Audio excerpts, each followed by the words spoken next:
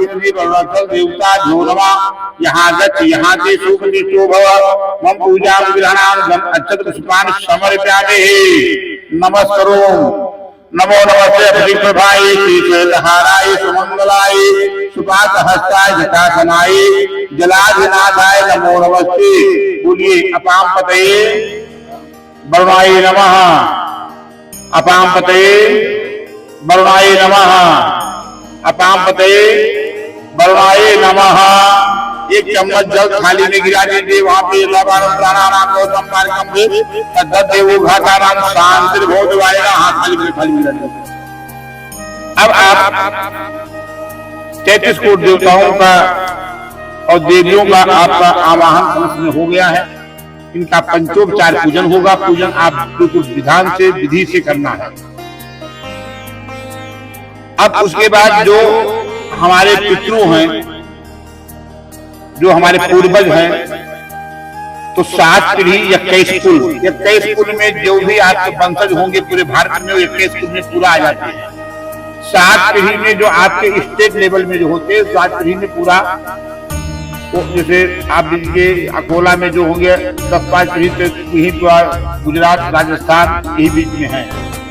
तो 7 पीढ़ी 21 कुल और 3 खानदान, अपना खानदान, ससुराल का खानदान और ननिहाल का खानदान।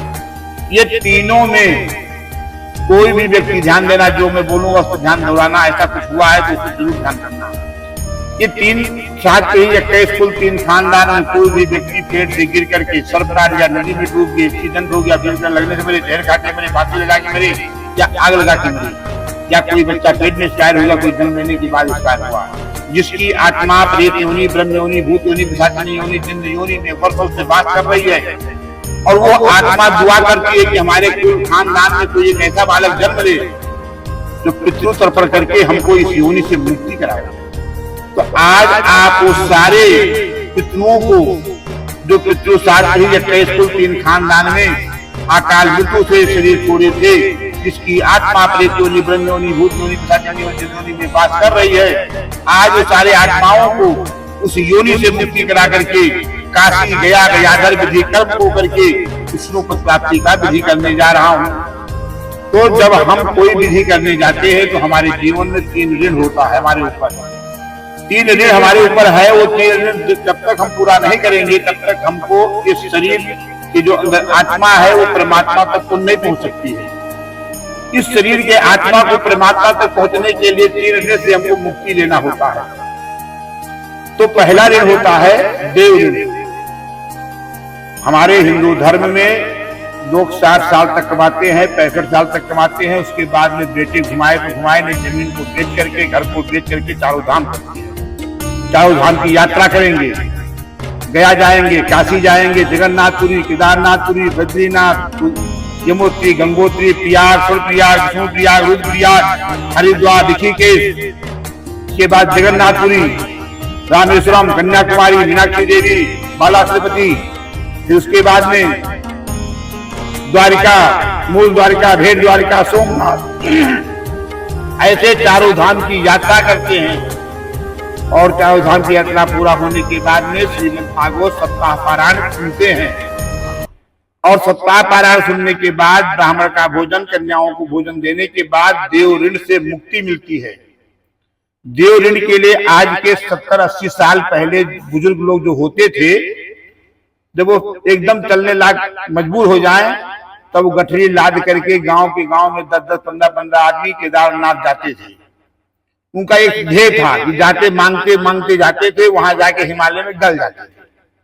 आज भी गौमुख में सभी लोग नहीं जा सकते हैं, सरकार का प्रतिबंध हो गया।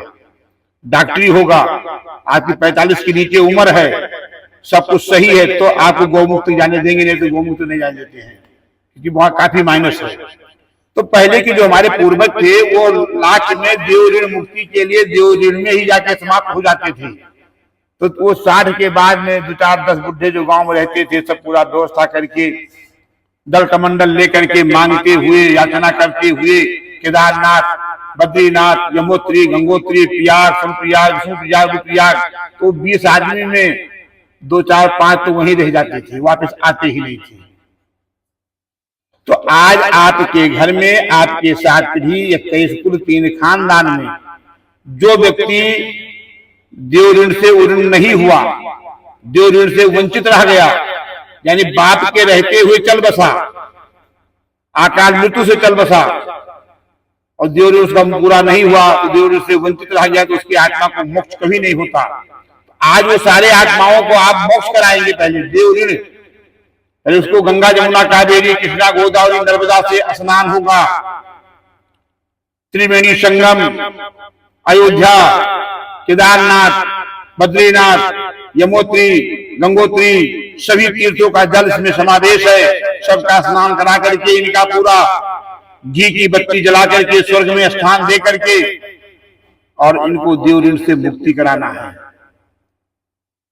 जो भी व्यक्ति पिता के रहते हुए चल जाता है, चल बसता है, भले अपने आप मरा, वो भी उस ऋण से बाकी रह गया। तो आज वो सारे आत्माओं को आपको मुक्ति कराना है। 11 चम्मच जल बीच में चढ़ाना है आपको, 11 आपको। कोई वस्तु आप उठाएंगे तो सबसे पहले बीच में चढ़ाना है।